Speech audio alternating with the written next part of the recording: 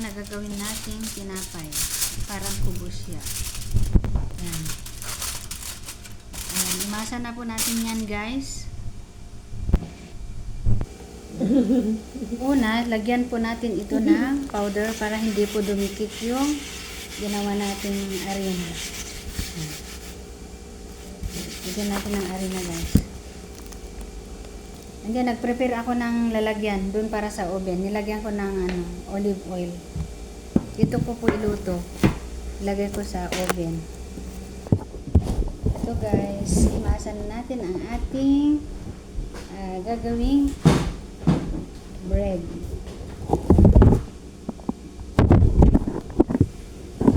Hanggang manipis po ito, guys. Kailangan manipis to.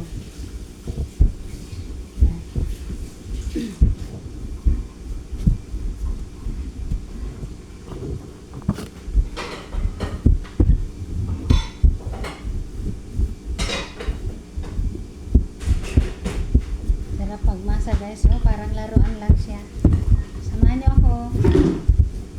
Yan, dito sa pag-abroad, guys, dito natin matutunan lahat ng klaseng luto. Kasi walang ibang gagawa kundi ikaw, di ba? Ayan, guys, manipis na po siya. Ikat natin.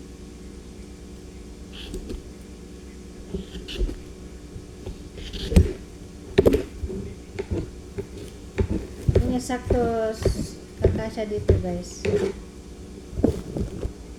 Ayan, guys, ilagay na natin dito.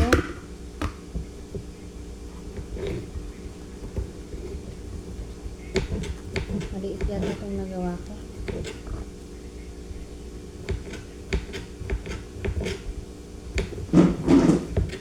Ayan, lagyan natin dito. Dito naman po yung chicken. Ayan, lagyan natin ito ng chicken.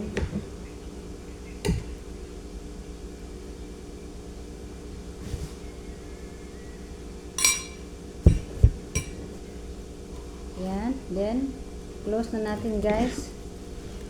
I-press.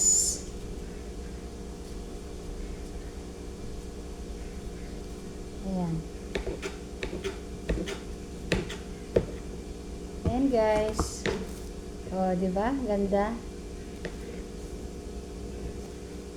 Ayan, maglagay tayo ulit ng chicken. At maglagay tayo ng konting cheese, guys, para masarap. Cheese. Ayan. Ayan, close. Close natin. Ayan. Ayan. O, diba? Ganda, guys, oh. O.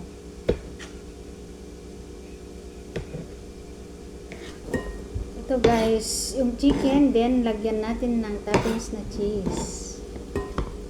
And then close.